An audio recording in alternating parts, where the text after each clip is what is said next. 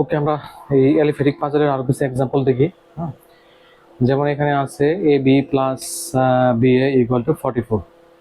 এখন এই বিটাকে আমরা এইভাবে লিখতে পারি, যেহেতু 2 ডিজিট নাম্বার, মানে ইউনিট ডিজিট প্লাস 10 ডিজিট, 10 এ প্লাস বি।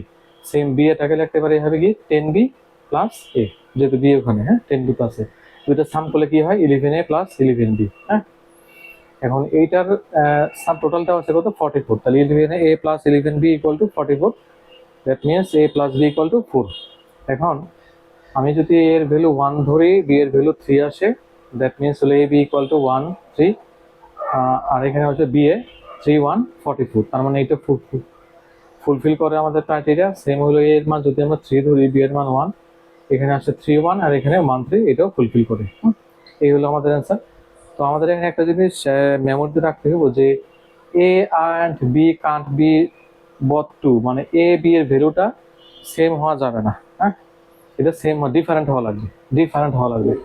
যেমন হলে এ বি, এটা সেম টু টু হওয়া যাবে না, ডিফারেন্ট। হ্যাঁ, সাপোজ এখানে আমি বি এ যদি ধরি, তবে 2 2 এখানে আসছে 2 2, দুইটা সাম করলে হয় 44। এইটা নট অ্যাকসেপ্টেবল, যে ডিফারেন্ট হওয়া লাগবে, সেম হওয়া যাবে না। হ্যাঁ, এটা তো আমাদের মেমোরিতে রাখতে হবে নোটটা। আরেকটা ম্যাথ দেখি আমরা, A double A plus double B equal to CBC. Same, এখানে যেহেতু এখানে আমাদের আছে কি 100 প্লেস, হ্যাঁ 100 এ সি আছে। এখন আমরা যদি 2 ডিজিট নাম্বার যোগ করে 3 ডিজিট পাই, যেমন সাপোজ 99 আর 98, যদি সাম করি 187 পাই, 187, কারণ এখানে তো 99 আমরা দিতে পারি না। 99 দিতে পারি, সেম হওয়া যাবে না, ডিফারেন্ট হওয়া লাগবে। এখানে হলো 99 বা 77 দেওয়া যায়, এই দুটো দেওয়া যায়, কিন্তু 99 পসিবল না, সেম হওয়া যাবে না। তাহলে আমরা যদি দুটো ডিজিট যোগ করি এভাবে, আমরা কিন্তু 3 ডিজিট নাম্বারই পাই। তার মানে এখানে সি এর ভ্যালু মাস্ট বি 1। সি এর ভ্যালু তাহলে আমরা এখানে পেয়ে গেলাম 1, এটার কাজ শেষ। এখন আমরা ইউনিট ডিজিট কলমটা দেখি। ইউনিট হলো তোমার এ বি, আর কি আছে এখানে সি, তাহলে A plus B equal to C, C এর ভ্যালু হলো 1, তার মানে A plus B equal to 1 আমরা এখানে পাইলাম। কিন্তু এখানে হলো ক্যারি আছে একজন, ক্যারি, এই যে এখানে ক্যারি, হ্যাঁ ক্যারি একজন আছে। এখানে হলো এ বি হলো লিডিং ডিজিট, হ্যাঁ এটা 0 হওয়া যাবে না। এ বি হলো লিডিং ডিজিট, এটা আবার 0 হওয়া যাবে না, কারণ এখানে A plus B equal to 1। এটার মানে কি? এটার মানে হলো if A equal to 0 then B equal to 1, or B equal to 0 then A equal to 1। So এখানে লিডিং ডিজিট যেহেতু দুজনেই, এটা 0 হওয়া যাবে না। সো তাহলে 1 A plus B 1 not possible. So আমরা কি এখানে 11 ধরবো, A plus B equal to 11। তার মানে কি এখানে একজন ক্যারি আছে, হ্যাঁ এই যে ক্যারি, এই যে ভদ্রলোক ক্যারিটা, হ্যাঁ এই যে ক্যারি একজন এসে পড়ছে।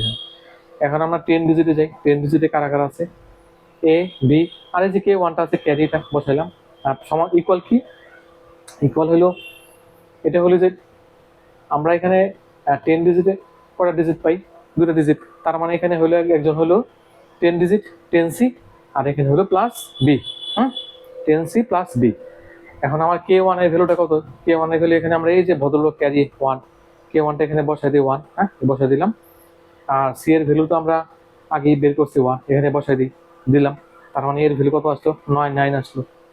এর ভ্যালু যদি 9 আসে, এ প্লাস বি হলো 11, তাহলে বি এর ভ্যালু কত আসে 2।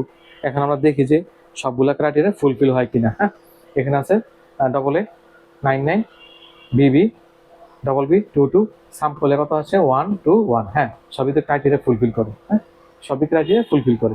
সি এর ভ্যালু 1 ধরছিলাম, এই যেখানে সি, তার মানে এখানে 1 এখানে 1, ক্রাইটেরিয়া ফুলফিল করছে।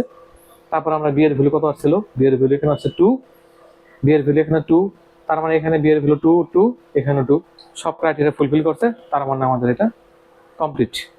তো এই টাইপের ম্যাথ আমরা আরো দেখবো নেক্সট ভিডিওতে, আরো দেখবো। আপনার ধন্যবাদ।